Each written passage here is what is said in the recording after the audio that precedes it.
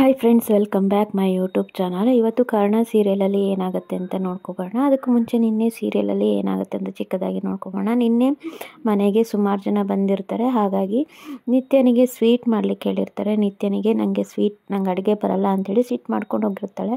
ಆವಾಗ ಕರ್ಣ ಹೇಗೋ ಕನ್ವಿನ್ಸ್ ಮಾಡಿ ನಾನು ಹೇಳ್ಕೊಡ್ತೀನಿ ನಿಮಗೆ ಸ್ವೀಟ್ ಮಾಡೋದು ಮಾಡುವಂತೆ ಅಂತ ಹೇಳಿ, ಅಂದರೆ ಹೆಡ್ಫೋನ್ ಮೂಲಕ ಅವಳು ಹೆಡ್ಫೋನ್ ಹಾಕ್ಕೊಂಡಿರ್ತಾಳೆ. ಇವನು ಫೋನ್ ಮುಖಾಂತರ ಏನೇನು ಮಾಡಬೇಕು ಅಂತ ಹೇಳ್ತಾ ಇರ್ತಾನೆ. ಯಾಕಂದರೆ ಶಾವಿಗೆ ಪಾಯಸ ಮಾಡುವಂಥದ್ದು. ಇನ್ನೊಂದು ಕಡೆ ನಿಧಿಗೆ ಅವರಮ್ಮ ಅಂದರೆ ಕರ್ಣನಮ್ಮ ಸಮಾಧಾನ ಮಾಡ್ತಾ ಇರ್ತಾರೆ.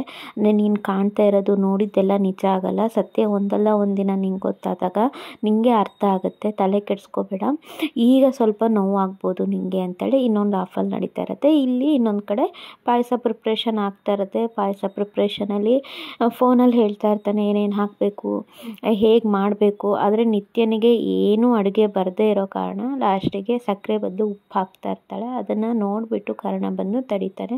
ಸಕ್ಕರೆಗೂ ಉಪ್ಪಿಗೂ ಡಿಫ್ರೆನ್ಸ್ ಗೊತ್ತಿಲ್ಲ ಅಂಥೇಳಿ. ಇದಿಷ್ಟು ನಿನ್ನೆ ಎಪಿಸೋಡ್ ನಡೆಯುತ್ತೆ. ಇವತ್ತಿನ ಎಪಿಸೋಡಲ್ಲಿ ನಿತ್ಯ ಬಂದು ಚೆನ್ನಾಗೆ ಪಾಯಸ ಮಾಡಿರ್ತಾಳೆ. ಪಾಯಸ ತಿಂದುಬಿಟ್ಟು ಮನೆಗೆ ನೇಬರ್ಸು ಅಥವಾ ರಿಲೇಷನ್ಸ್ ಎಲ್ಲ ಬಂದಿರ್ತಾರಲ್ಲ, ಸೊ ಇದು ಪ್ರೀ ಪ್ಲ್ಯಾನ್ ಅಂದ್ಕೊಳ್ತೀನಿ. ಹೀಗೆ ಮಾತಾಡಬೇಕು ಅಂತ ಏನಾದರೂ ರಮೇಶ್ ಹೇಳಿರ್ಬೋದು ಅಂತ ಅಂದ್ಕೊಳ್ತೀನಿ. ಯಾಕಂದರೆ ನೀನು ಪಾಯಸ ಮಾಡೋದ್ರಲ್ಲಿ ಗೆದ್ದು ಹೊಡೆದ್ಬಿಟ್ಟೆ.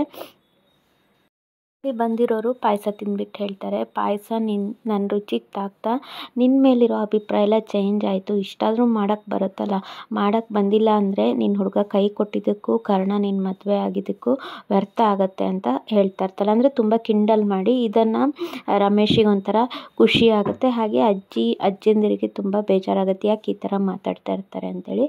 ಇಲ್ಲಿ ಕರ್ಣ ನಿತ್ಯನ ಪರ ನಿಲ್ತಾನೆ.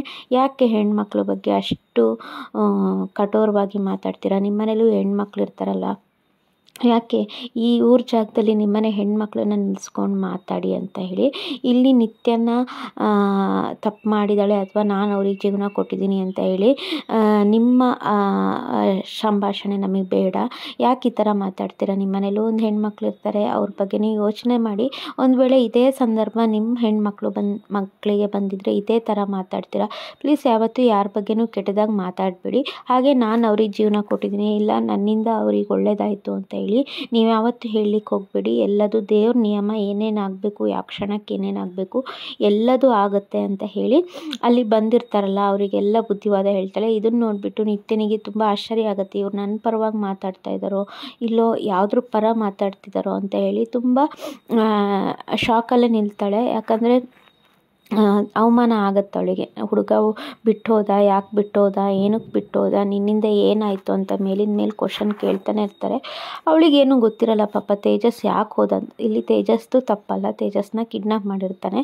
ಸೊ ತೇಜಸ್ದು ತಪ್ಪಲ್ಲ. ಆ್ಯಕ್ಚುಲಿ ಇವಳು ಅಂದ್ಕೊಂಡಿರ್ತಾಳೆ ತೇಜಸ್ ಯಾವ ಕಾರಣಕ್ಕೆ ಹೋಗಿದ್ದಾಳೆ ಅಂತ ಕರೆಕ್ಟಾಗಿ ಇವಳಿಗೂ ಗೊತ್ತಿಲ್ಲ. ಮದುವೆ ಮಂಟಪದಲ್ಲಿ ಈ ಥರ ಆಗಿರೋದ್ರಿಂದ. ಸೊ ಇದನ್ನು ಕರ್ಣ ಕರೆಕ್ಟಾಗಿ ಹ್ಯಾಂಡಲ್ ಮಾಡ್ತಾನೆ. ಇವತ್ತಿನ ಸಂಚಿಕೆ ಇದಾಗಿರುತ್ತೆ. Thank you.